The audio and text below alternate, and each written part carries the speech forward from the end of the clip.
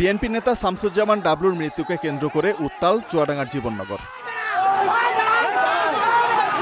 জড়িতদের শাস্তি চেয়ে হাসপাতাল ঘেরাও, সড়ক অবরোধ, বিক্ষোভ মিছিল দলীয় নেতাকর্মীদের। স্বজনদের অভিযোগ, রোববার রাতে অবৈধ অস্ত্র উদ্ধার অভিযানে আটক হন ডাবলু। পরে নির্যাতনে মৃত্যু হয় তার। আসলে আমার হাজবেন্ডের কোনো হার্টের সমস্যাই ছিল না, কোনো দিনও ছিল না, তাকে পরিকল্পিতভাবে হত্যা করা হয়েছে। যে টাকা কটা সে তা ইনকাম করে, সে মানুষেরই দেয়, মানুষেরই উপকার করে। আর এই মানুষটা তদন্ত না করে এই মানুষটার কেন মেরে ফেললো এমন করে?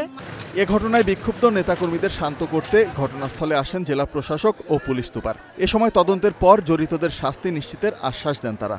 ক্যাপ্টেন কৌশিকের নেতৃত্বে তাকে গ্রেপ্তার করে এবং আমাদের যুবদলের পার্টি অফিসে নিয়ে যেয়ে তাকে 2 থেকে 3 ঘন্টা অকথ্যভাবে গালিগালাজ করে এবং নির্যাতন করে।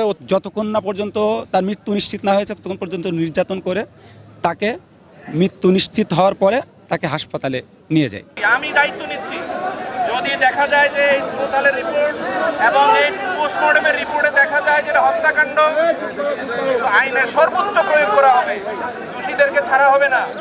এদিকে আন্তঃবাহিনী জনসংযোগ পরিদপ্তর জানিয়েছে, ডাবলুর মৃত্যুর ঘটনায় সেখানকার সব সেনা সদস্যকে প্রত্যাহার করে তদন্ত কমিটি গঠন করা হয়েছে। অবৈধ অস্ত্র রাখার অভিযোগে তাকে আটক করা হয়েছিল। তার তথ্যে উদ্ধার হয় অস্ত্র ও গুলি। তবে অভিযান শেষে হঠাৎ অসুস্থ হয়ে পড়লে তাকে নেওয়া হয় উপজেলা স্বাস্থ্য কমপ্লেক্সে। সেখানে তাকে মৃত ঘোষণা করে চিকিৎসক। জীবননগর পৌর বিএনপির সাধারণ সম্পাদক ছিলেন শামসুজ্জামান ডাবলু। তার মৃত্যুতে শোক জানিয়ে বিবৃতি দিয়েছেন বিএনপির মহাসচিব Mirza Fakhrul Islam Alamgir. Desk report, Star news.